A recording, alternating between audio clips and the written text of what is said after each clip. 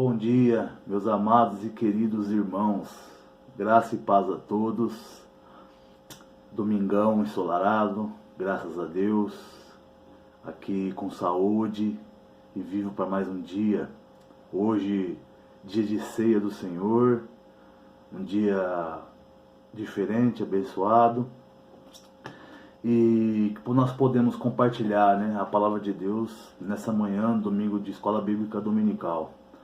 Meus irmãos, a palavra que eu queria compartilhar com os irmãos nessa manhã de EBD, ela se encontra no livro de Lucas, no capítulo 5.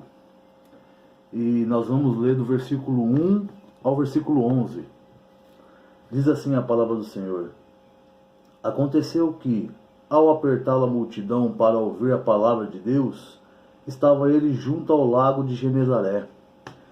E viu 2 barcos junto à praia do lago, mas os pescadores, havendo desembarcado, lavavam as redes. Entrando em um dos barcos, que era o de Simão, pediu-lhe que o afastasse um pouco da praia, e assentando-se ensinava do barco as multidões. Quando acabou de falar, disse a Simão: Faze-te ao largo, e lançai as vossas redes para pescar. Respondeu-lhe Simão: Mestre, havendo trabalhado toda a noite, nada apanhamos, mas sob a tua palavra lançarei as redes. Isto fazendo, apanharam grande quantidade de peixes, e rompiam-se-lhes as redes.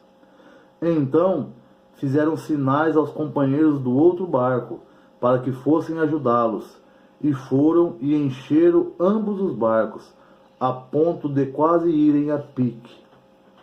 Vendo isto, Simão Pedro prostrou-se aos pés de Jesus, dizendo: Senhor, retira-te de mim, porque sou pecador.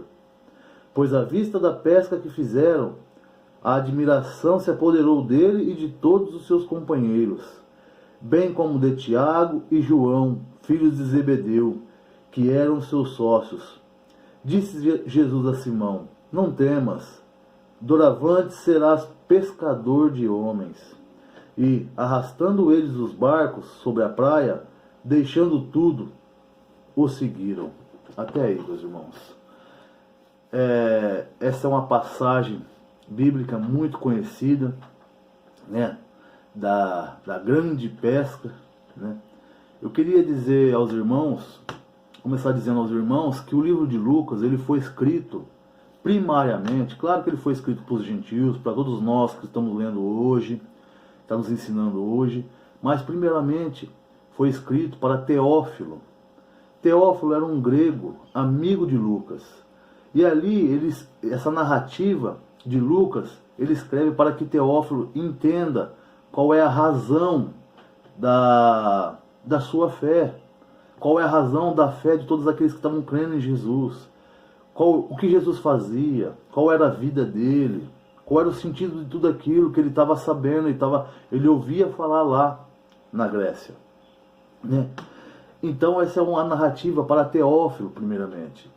E no capítulo 4, nós vemos aqui que Jesus ele cura um endemoniado na sinagoga, depois ele vai à casa de Pedro e cura a sogra de Pedro, que estava febril, estava ardendo em febre, cura ela, e ali Jesus fazia muitos sinais, muitos milagres, curava, expulsava demônios, fazia muitos milagres ali. E os demônios que eram expulsos gritavam: Tu és o Filho de Deus, tal. E Jesus logo pegava e expulsava eles, porque Jesus não queria que eles falassem, E aí Jesus vai se afastando deles, vai se afastando. Só que eles se apertando diziam: Jesus, o Senhor não pode ir embora. Nossa, está tão gostoso aqui, está tão bom, tanto milagre, está curando todo mundo está vendo milagres aqui, não vai embora, você não pode deixar, você não pode nos deixar.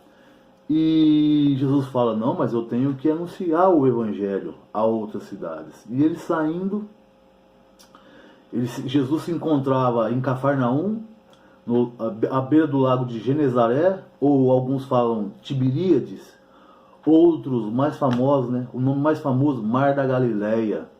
Mas na verdade não era um mar, meus irmãos. Ali era um lago, era um grande lago, bem grande.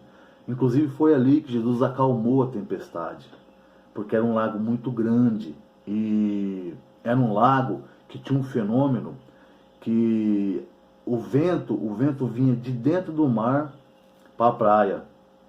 Um vento forte vinha de dentro do mar para a praia. Então Jesus se encontrando ali, à beira desse lago, de longe pega e vê Pedro, os pescadores, tudo lavando as redes. Lavando as redes.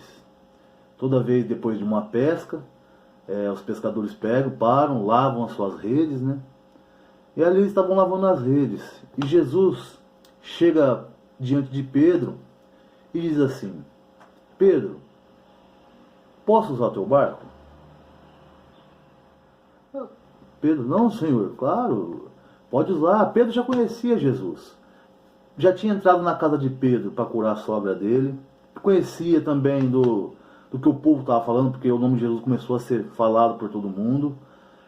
E Pedro conhecia Jesus, mas conhecia Jesus como um cara que foi lá e curou a sogra dele, até falar desse, deve ser um curandeiro, não sei, né?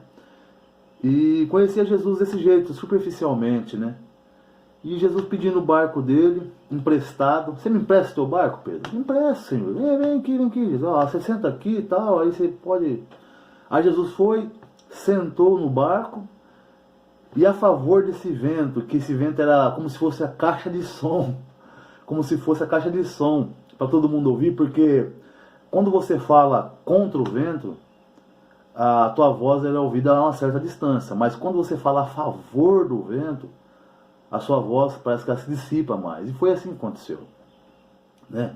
Eu falo porque eu vi um vídeo na internet onde um rapaz estava fazendo uma visita lá, foi em Cafarnaum, e o guia falou isso para ele, sobre esses ventos aí. E Jesus sentou no barco ali e ele começou a ensinar. Começou a ensinar o povo. E em um certo ponto ele pega e ele diz: Pedro, lança suas redes novamente. Lança sua rede ao mar. E diz: lança sua rede ao mar novamente. E Pedro diz o quê? Mestre, aqui eu quero dar um tempo na narrativa aqui, parar um pouquinho essa narrativa, para falar aqui sobre o que significa esse mestre. Esse mestre, meus irmãos, quando você vai no original, no grego, ele não quer dizer senhor, como senhorio. Esse mestre, para vocês terem uma ideia mais fácil do que significa, é como se Pedro pegasse e falasse assim: ô chefe, a gente já pescou a noite inteira, não pegamos nada. Sabe? Mais ou menos assim: ô patrão, a gente pode... Sabe essa gíria brasileira? Como se fosse assim. Não é chefe porque Jesus era o seu chefe. Não é mestre porque Jesus era seu mestre. Mas foi nesse sentido, sabe? Que Pedro disse para Jesus: ô chefe, mas a gente já pescou a noite inteira. Mas sobre sua palavra eu vou lançar as redes. Foi isso que Pedro disse ali. Sobre a sua palavra eu vou lançar as redes.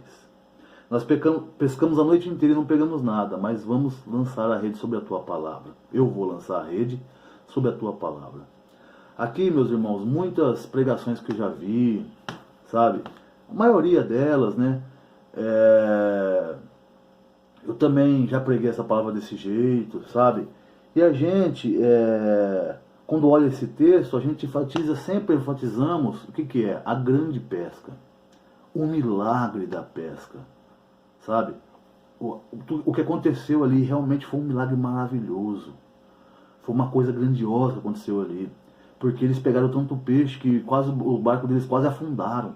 Então, quando olhamos esse texto, nós centralizamos essa mensagem de um pescador experiente que não pescou nada a noite inteira, mas sob a palavra de Jesus ele lança a rede no mar e ele pega tantos peixes que os barcos quase afundam.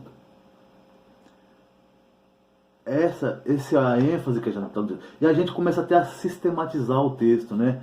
E falando assim, quais são os passos de Pedro para uma grande pesca?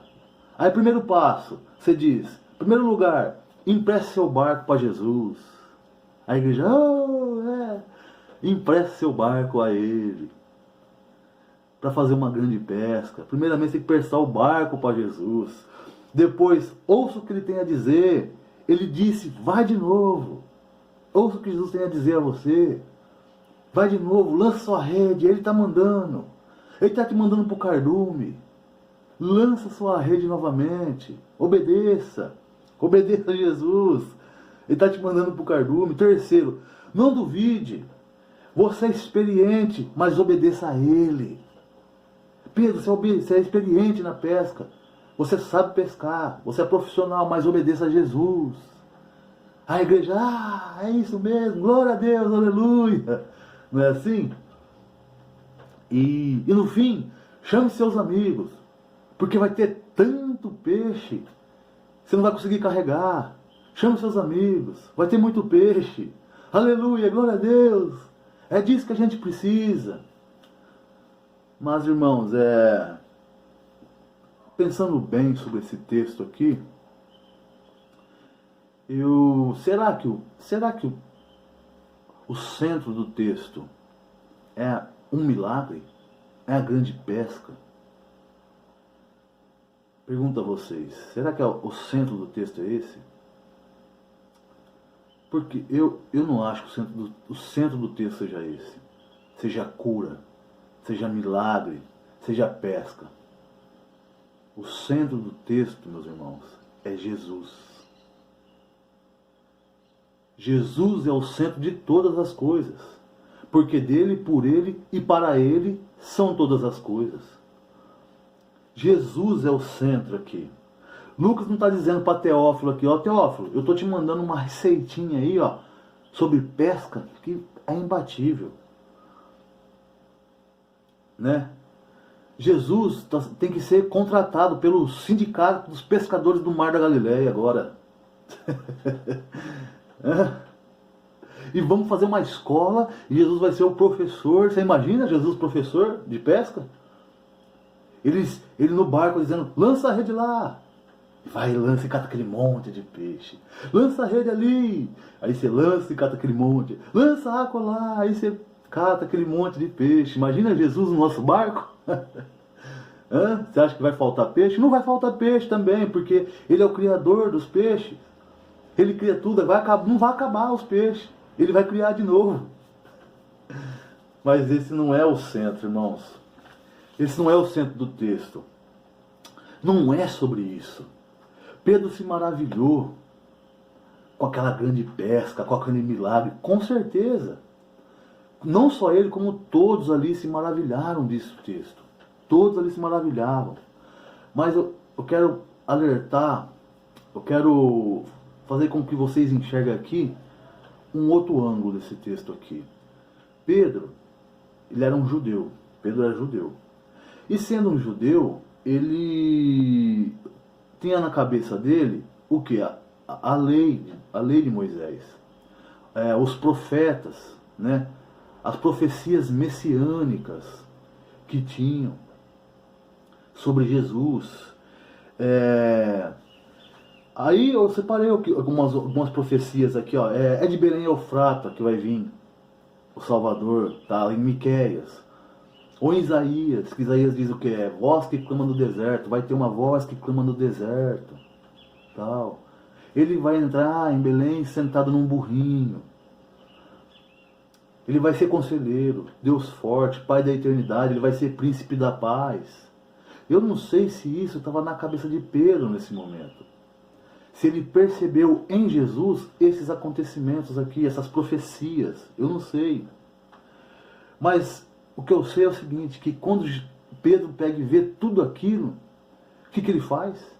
Ele se prostra diante de Jesus e diz, retira-te de mim, porque eu sou pecador.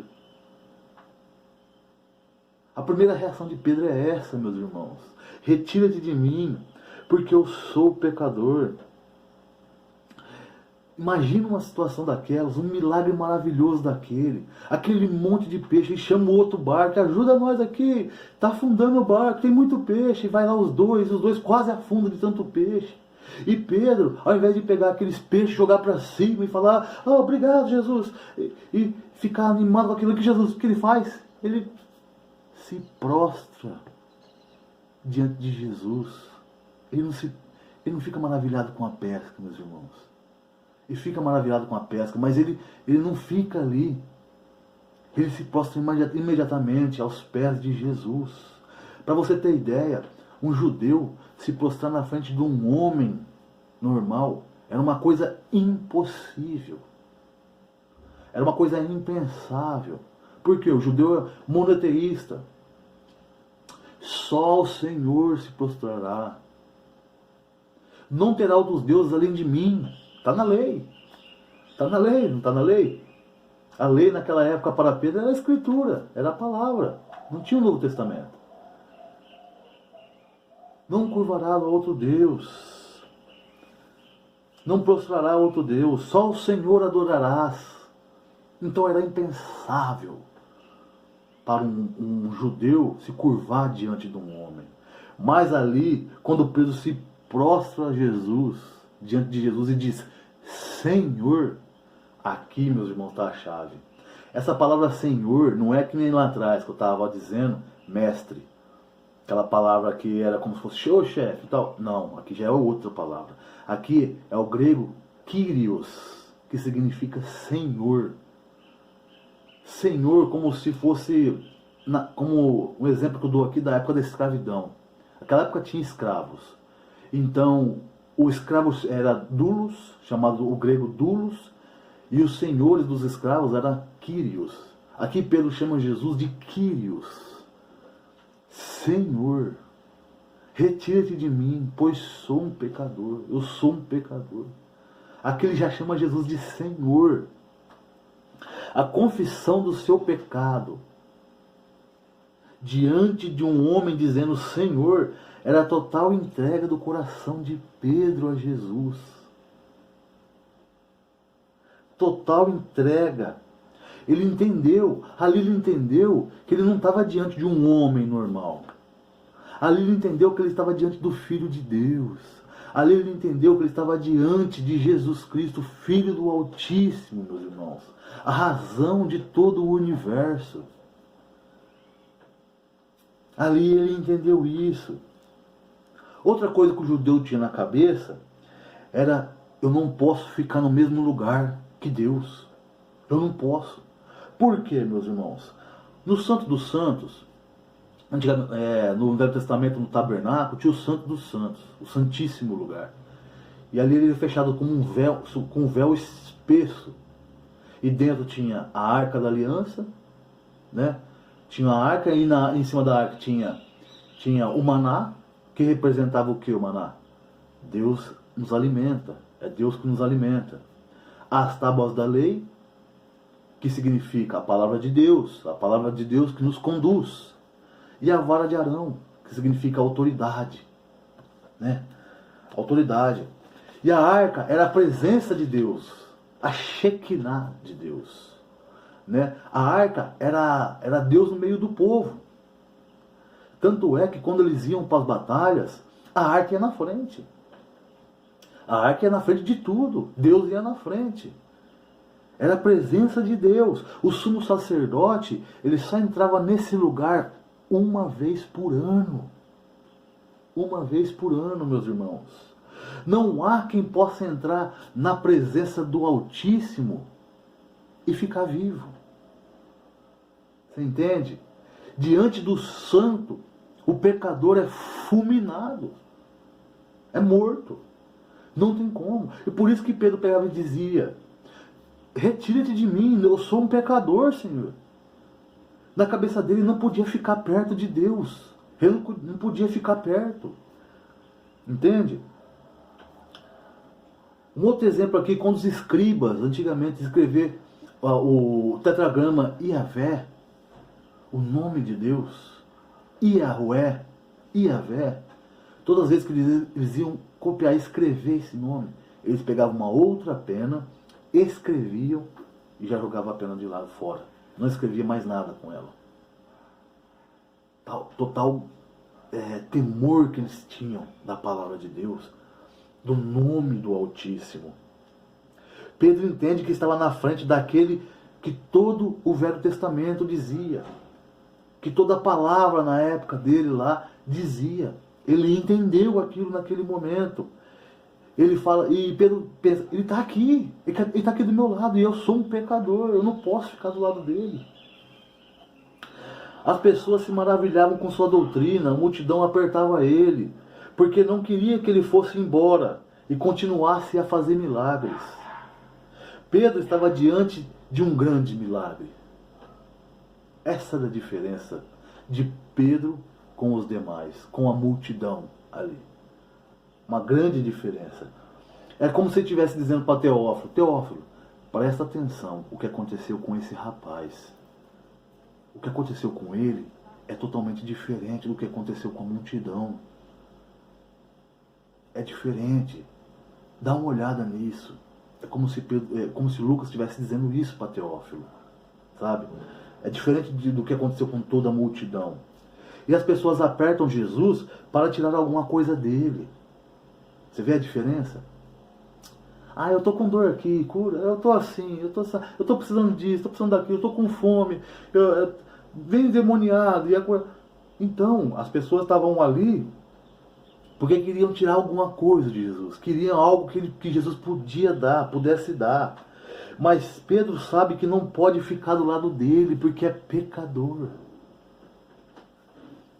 O Filho de Deus está aqui, a razão do universo está aqui do meu lado. E eu não posso ficar do lado dele. Meus irmãos, lá em 1 Coríntios, no capítulo 1, no verso 22 e 23, está escrito assim, ó. Porque tanto os judeus pedem sinais, como os gregos buscam sabedoria. Mas nós pregamos a Cristo crucificado, escândalo para os judeus, loucura para os gentios. Então eles pediam sinais, meus irmãos. Eles estavam pedindo sinais. Como aquele homem, Senhor, nos dá um sinal. E Jesus fala, não será dado outro sinal, a não ser o sinal de Jonas, que ficou 3 dias no ventre da baleia, do grande peixe. Assim também o homem ficará 3 dias no seio da terra. Ou seja, Jesus está dizendo, o sinal sou eu. Eu sou o grande sinal. É eu que sou o sinal ali, irmãos. Eu sou o grande sinal.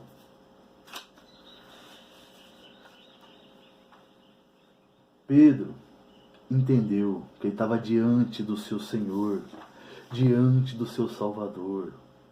Pedro entendeu, meus amados. É isso que eu queria estar mostrando para vocês ali. O que aconteceu com Pedro no meio daquela multidão foi diferente do que aconteceu com o resto do povo. O resto. E quando ele fala, e quando Jesus disse, não temas, Pedro, pode ficar comigo aqui, e eu vou te fazer, a partir de hoje você vai ser um pescador de homens. Aqui também, meus irmãos, tem um outro entendimento quando você vai no original, no grego. Porque o pescador de peixes, a palavra usada para pescador de peixes, é a palavra agra. No grego, agra. Aqui no Brasil não, aqui é pescador de homem e pescador de peixe. A palavra é a mesma. Mas no grego não, é a palavra agra para pescador de peixes. Mas para pescador de homens, ele usou outra palavra grega que chama zogrel. Pescador de peixes, agra, quer dizer o quê? Você vai pescar o peixe, matar ele para se alimentar. Subsistência.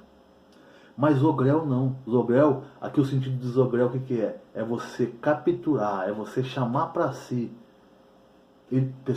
pessoas vivas, seres vivos. Entendeu? Jesus chama as pessoas para serem presente de Deus para outras pessoas, assim como Ele é presente de Deus para nós. Jesus nos chama para ser presente de Deus para outras pessoas, meus irmãos. Assim como Jesus Cristo foi um presente de Deus para nós. O mais legal, eu vou encerrar aqui, meus irmãos, o mais legal que eu achei maravilhoso nessa passagem, como diz quando eu disse no começo ali, todo mundo foca no sinal. A maioria do povo, a multidão, ela foca no sinal, no que Jesus pode dar, no que Jesus pode fazer. Mas ali, o que acontece no verso 11? E arrastando eles os barcos para a praia, deixando tudo, os seguiram. Olha que coisa maravilhosa que aconteceu ali, meus amados irmãos. Isso que eu acho maravilhoso.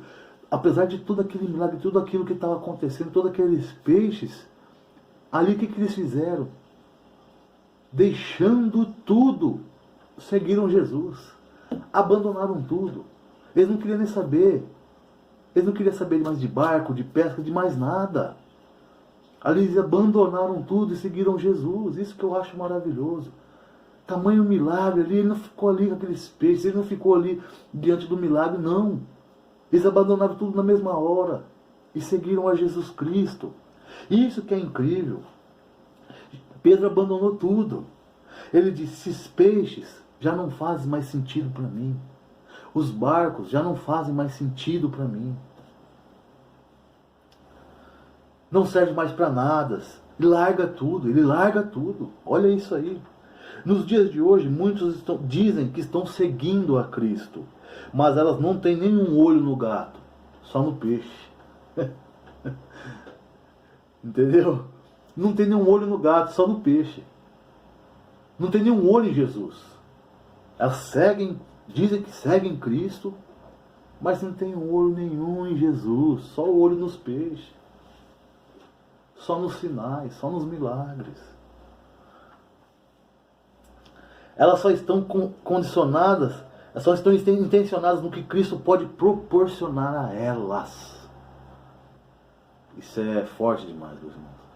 Hoje muitas pessoas que acham que estão seguindo a Cristo só estão intencionadas no que Cristo pode proporcionar a elas, pode dar a elas.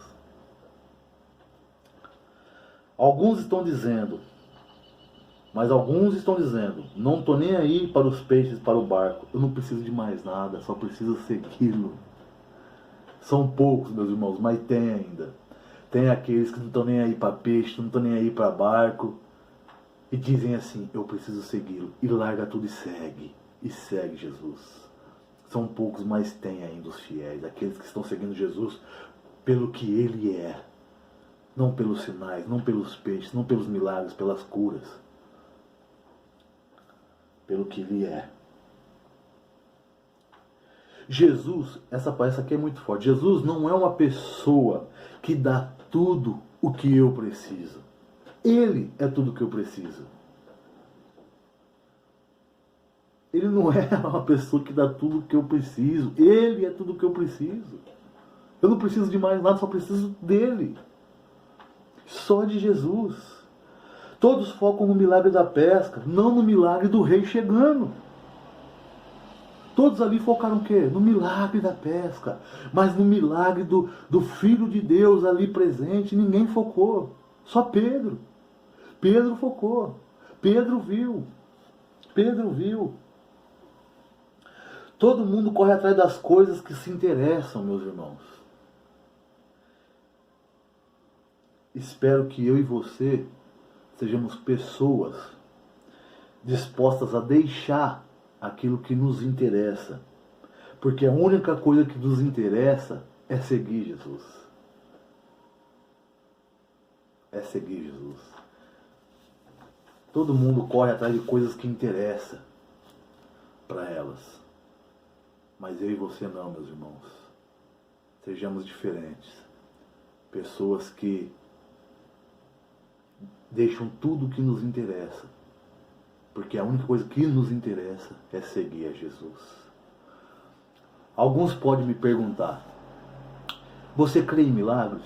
E eu respondo, o óbvio, não, eu não creio. Milagre é uma coisa que Deus pode fazer.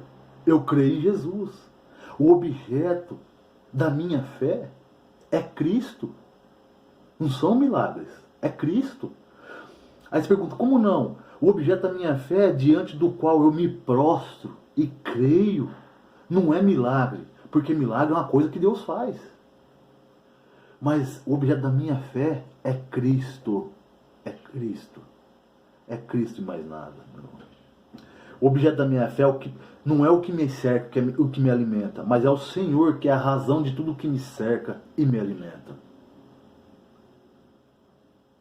A razão da minha vida é Cristo, meus irmãos. Ele é um guia de pesca para a sua vida, ou o Senhor da sua vida, ou o Quírios da sua vida? A quem você segue? Um milagre, um sinal, peixes, ou ao verdadeiro milagre, que é o Filho de Deus que se fez carne e morreu na cruz por mim e por você? Fica aqui essa reflexão, meus irmãos. Pedro escolheu seguir Jesus. Pedro viu o verdadeiro milagre naquela hora. O Filho de Deus ali, diante de seres pecadores, como eu e você. Deus abençoe todo mundo. Tenha um ótimo domingo e nos vemos logo mais no culto, na ceia do Senhor, no santo culto a Deus. Deus abençoe a todos.